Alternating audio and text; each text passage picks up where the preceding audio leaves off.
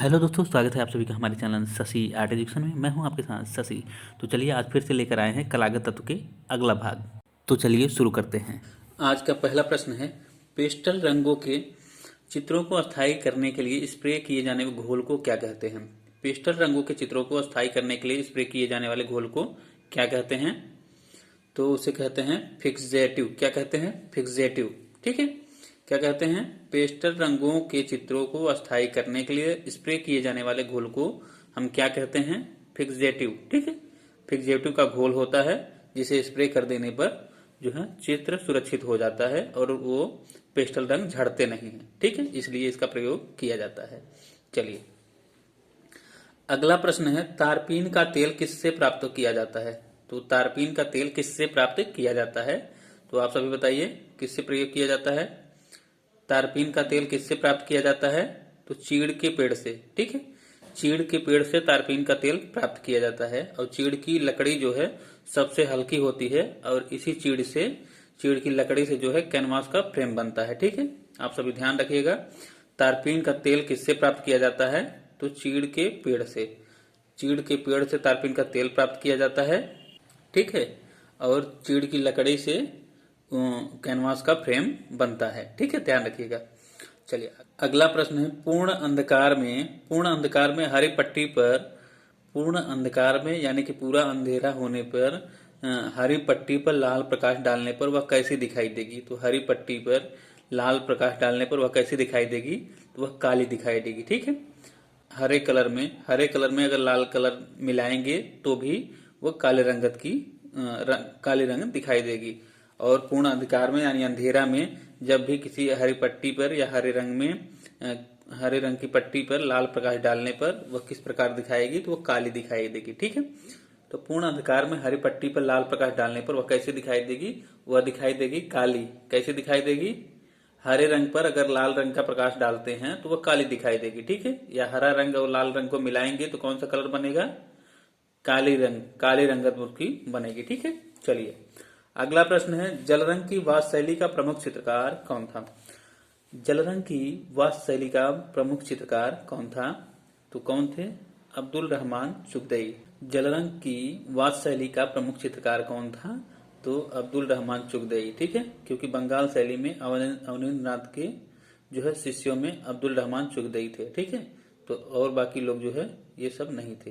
तो इन्हीं का जो यही ऑप्शन सही है, अब्दुल रहमान चुगतई। ठीक है। प्रश्न है, बैगनी तथा नारंगी रंग मिलाने से कौन सा रंग बनता है? तो बैगनी और नारंगी रंग जो है यह द्वितीयक रंग है और द्वितीयक रंगों को मिलाने पर जो है अलग अलग कलर 3 बनते हैं। तो बैगनी और नारंगी रंग को मिलाने पे कौन सा रंग बनता है? रसैट। ठीक है, तो बैगनी तथा नारंगी रंग मिलाने से जो है रसैट बनता है। तो रसैट कलर होता है। और नारंगी और हरा मिलाने पे जो है क्या बनेगा? नारंगी और हरा मिलाने पे बनेगा सिरटन। ठीक है, तो नारंगी और हरा जब मिलाएंगे तो सिरटन बनेगा। ठीक है, ये ध्यान रखिएगा। नारंगी और हरा मिलाने पर सिरटन बनेगा। बैगनी और नारंगी मिलाएंगे, बैगनी तथा नारंगी मिलाएंगे तो रसैट बनेगा। ठीक है, और बैगनी और हरा, देखिए बैगनी और हरा मिलाएंगे तो कौन सा कलर बनने वाला है? आलिव। ठीक है, बैगनी और हरा मिलाएंगे तो आलिव बनेगा। ठीक है, बैगनी और हरा मिलाएंगे तो आलिव बनेगा। ठीक, ये ध्यान रखिएगा।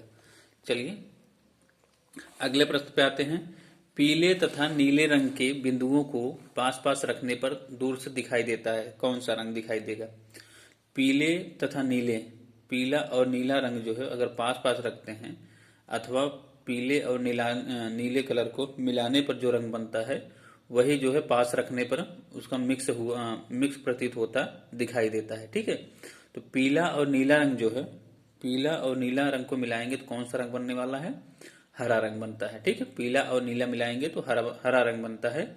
इसलिए जो है पीला और नीले को जो है साथ में पास पास अगर रखेंगे तो दूर से जो है मिलता हुआ प्रतीत दिखाई देता है, तो वह हरा रंग ही दिखाई देगा। ठीक है, दो कलरों को साथ में या बिंदुओं को साथ में या पास पास रखने पर जो है दूर से वह रंग कैसा दिखाई देता है? मिली हुई प्रतीत हुई दिखाई देती है। तो मिलने पर जो रंग बनता है उसी कलर का वो दिखाई देता है। जैसे पीले और नीले रंग को पास पास रखते हैं तो वो हरा रंग दिखाई देता है। ठीक है, ध्यान रखिएगा। चलिए अगला प्रश्न है, किस शताब्दी में धातुओं से रंग बनाए गए? किस शताब्दी में धातुओं से रंग बनाए गए? आप सभी ध्यान दीजिए, किस शताब्दी में धातुओं से रंग बनाए गए? तो मतलब धातु से रंग किस शताब्दी में बने? वो थे 18वीं शताब्दी में। ठीक है, कौन से शताब्दी में? 18वीं शताब्दी में, ये ध्यान रखिएगा। तो ये 18वीं शताब्दी है। ठीक है, ऑप्शन नंबर ए 18वीं शताब्दी। तो 18वीं शताब्दी में जो है धातुओं से रंग बनाए गए। चलिए अगला प्रश्न है, बाटिक तकनीक द्वारा कपड़ा रंगने की क्रिया का आगमन भारत में कहाँ से आया? तो बाटिक तकनीक द्वारा जो कपड़ा रंगने की क्रिया का जो कपड़ा रंगने की क्रिया है उसका आगमन भारत में कहाँ से हुआ? तो मतलब भारत में यह कहाँ से आया? तो यह आया था जावा से। कहाँ से आया था? जावा से। ठीक है, बाटिक तकनीक जो है कहाँ का है? जावा का है। ठीक है, ध्यान रखिएगा। बाटिक में अधिक क्रैक लाने के लिए क्या अधिक मिलाया जाता है? तो बाटिक में, अगला प्रश्न है, बाटिक में अधिक क्रैक लाने के लिए क्या अधिक मिलाया जाता है? तो पैराफिन मोम। ठीक, पैराफिन वैक्स अथवा पैराफिन मोम। ठीक है, तो वही है। तो बाटिक में अधिक क्रैक्स लाने के लिए, क्रैक्स मतलब जो डिजाइन अच्छे बने, इसलिए जो है पैराफिन मोम लगाया जाता है ताकि उस जगह पे कलर जो है नहीं जाए। ठीक है, तो पैराफिन वैक्स इसीलिए लगाया जाता है ताकि जिस जगह पे कलर नहीं हमें लेना है तो वहां कलर नहीं पहुंचे। ठीक है, तो बाटिक में अधिक क्रैक्स लाने के लिए या अधिक सुंदर डिजाइन करने के लिए पैराफिन मोम को अथवा पैराफिन वैक्स को जो है मिलाते हैं या लगाते हैं। ठीक है, बाटिक में अधिक क्रैक्स लाने के लिए क्या अधिक मिलाया जाता है? तो पैराफिन मोम। ठीक है, ध्यान रखिएगा। चलिए अगला प्रश्न है, येलो आकर बर्ट साइना, येलो आकर और बर्ट साइना आदि रंग किस धातु के ऑक्साइड होते हैं? तो ये लोहे के ऑक्साइड होते हैं, ध्यान रखिएगा। येलो आकर और बर्ट साइना जो है, ये जो दो रंग हैं, ये किस धातु के ऑक्साइड होते हैं? तो ये ऑक्साइड होते हैं लोहे के। ठीक है, लोहे के ऑक्साइड होते हैं या आयरन के, कभी कभी दिया रहेगा लोहा, कभी कभी आयरन। ठीक है, तो आयरन के ऑक्साइड होते हैं अथवा लोहा के ये ऑक्साइड होते हैं। ठीक है, ध्यान रखिएगा। अगला प्रश्न है, इंटेग्लियो तकनीक का संबंध किससे है? इंटेग्लियो तकनीक का संबंध किससे है? आप सभी बताइए, इंटेग्लियो तकनीक का संबंध किससे है? तो ये ऑप्शन आप सभी पर छोड़ता हूं। ठीक है, इंटेग्लियो तकनीक का संबंध किससे है, यह आप सभी कमेंट बॉक्स में बताइएगा। ठीक है, अगला प्रश्न है, लिथोग्राफी की खोज किसने की? तो लिथोग्राफी की खोज किसने की? लिथोग्राफी की खोज किसने की? तो अलायसेनफेडलर ने। ठीक है, अलायसेनफेडर या ऐसे ही नाम है, अलायसेनफेडलर या कहेंगे या अलायसेनफेडर। ठीक है, दोनों आ जाता है, अलग अलग बुकों में अलग अलग शब्द मिलते हैं। अलायसेनफेडर, ठीक है, अलायसेनफेडर या अलायसेनफेडलर, ये दोनों शब्द ही हैं। तो इन्होंने ही खोज किया था। ठीक है, और ये कहाँ के थे? जर्मनी के। लिथोग्राफी की खोज कहाँ हुई थी? जर्मनी में। ठीक है, लिथोग्राफी की खोज कहाँ हुई थी? जर्मनी में। और किसने किया था? अलायसेनफेडर ने। ठीक है, ध्यान रखिएगा। चलिए अगला प्रश्न है, टिजांटिंग औजार की किस तकनीक में आवश्यकता होती है? तो टिजांटिंग औजार की किस तकनीक में आवश्यकता होती है? ठीक है, टिजांटिंग औजार की किस तकनीक में आवश्यकता होती है? तो यह बाटिक में। ठीक है, यह बाटिक में उपयोग किया जाता है। टिजांटिंग जो औजार होता है वह बाटिक में उपयोग किया जाता है। ठीक है, ध्यान रखिएगा। अगला प्रश्न है, बंधेज का संबंध किस तकनीक से है? तो बंधेज का संबंध किस तकनीक से है? तो बंधेज का संबंध जो है वह टाई एंड डाई से है। ठीक है, बंधेज का संबंध किस तकनीक से है? तो टाई एंड डाई से। ठीक है, टाई एंड डाइट एक तकनीक है जिसमें जो है कपड़े पर चित्रांकन किया जाता है। ठीक है, टाई एंड डाई। तो बंधेज का जैसे बाटिक का होता है उसी तरह टाई एंड डाई भी होता है। तो इसमें बंधेज का प्रयोग किया जाता है। ठीक, तो बंधेज का संबंध किस तकनीक से है? टाई एंड डाई से। ठीक है, ध्यान रखिएगा। चलिए अगला प्रश्न है, ओस्टवाल का संबंध किससे है? ओस्टवाल का संबंध किससे है?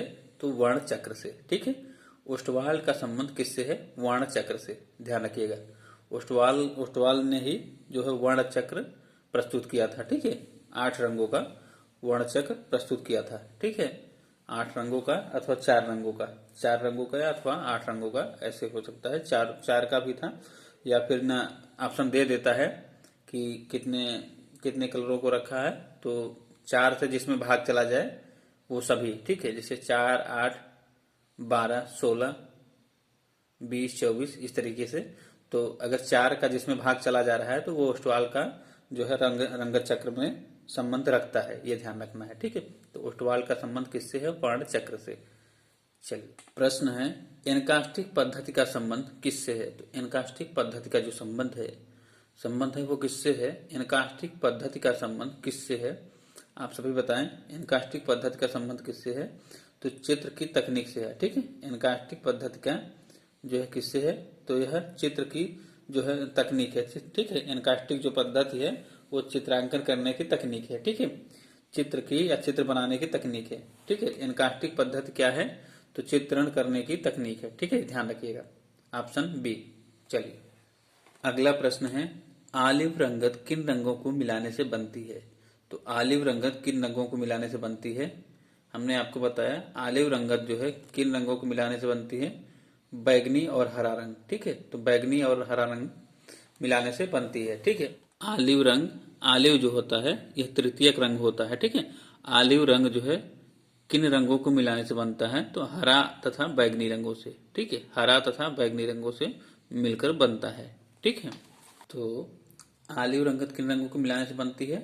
तो हरा तथा बैगनी, और बाकी नारंगी और हरा मिलाने से सेरेटन बनता है। नारंगी और हरा मिलाने से सेरेटन बनता है। ठीक है, और नारंगी और बैगनी मिलाने से रसाइड। ठीक है, नारंगी तथा बैगनी मिलाने से रसाइड बनता है। ये तीनों जो कलर होते हैं वो तृतीयक कलर हैं। ठीक है, ध्यान रखिएगा, जो द्वितीयक जो सेकेंडरी कलर होते हैं उनको मिलाने पे बनते हैं। ठीक है, तो जो भी ये दिख रहे हैं नारंगी, हरा, ये सब द्वितीयक कलर हैं। तो इन दोनों कलरों को मिलाने से, देखिए, नारंगी और हरा मिलाने से सेरेटन, नारंगी और बैगनी मिलाने से रसाइड, हरा तथा बैगनी मिलाने से ऑलिव रंग प्राप्त होता है। अगला प्रश्न है ऑयल पेंटिंग का आविष्कार किसने किया था? ऑयल पेंटिंग का आविष्कार किसने किया था? तो ऑयल पेंटिंग का आविष्कार जो है किसने किया था? आइक बंधुओं ने, जॉन वान आइक। ठीक है, किसने किया था? ऑयल पेंटिंग का आविष्कार किसने किया था? तो आइक बंधुओं ने किया था। आइक बंधुओं में जॉन वान आइक। ठीक है, अगला प्रश्न है ऑयल पेंटिंग का आविष्कार किस देश में हुआ? ऑयल पेंटिंग का आविष्कार किस देश में हुआ? तो ऑयल पेंटिंग का जो आविष्कार हुआ था वो नीदरलैंड में हुआ था, क्योंकि आइक बंधु जॉन वान आइक जो थे वो नीदरलैंड से संबंध रखते थे, नीदरलैंड के थे। ठीक है, ये ध्यान रखिएगा, ऑयल पेंटिंग का आविष्कार किस देश में हुआ तो पूछा जाए तो यह नीदरलैंड में हुआ था। ठीक है, ध्यान रखिएगा। अगला प्रश्न है पेस्टल चित्रण का प्रसिद्ध चित्रकार कौन था? पेस्टल चित्रण का प्रसिद्ध चित्रकार कौन था?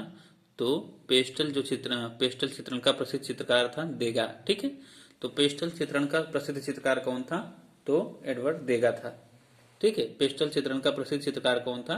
तो देगा था। ठीक है, ध्यान रखिएगा, याद कर लीजिएगा, पेस्टल चित्रण का प्रसिद्ध चित्रकार कौन था? देगा। देगा ने अधिकतर जो है पेस्टल रंगों से ही जो है चित्रांकन किया।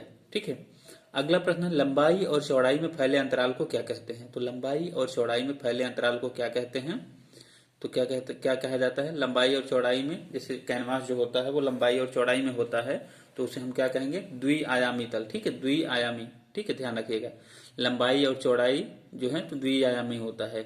अगर ऊंचाई की बात भी इसमें जोड़ दी जाए तब त्रिआयामी की बात की जाएगी। ठीक है, तो लंबाई और चौड़ाई जब दिया रहे तो उस अंतराल को क्या कहते हैं? द्विआयामी अंतराल। ठीक है, अंतराल का मतलब होता है जहां कोई भी चित्रकार पेंट करता है तो उसे अंतराल कहा जाता है। ठीक है, जिस स्पेस में अंतराल, जिस स्पेस में वो चित्रांकन करेगा, कोई भी पेंटर चित्रांकन करता है तो उसे हम क्या कहते हैं? अंतराल। ठीक है, ध्यान रखिएगा।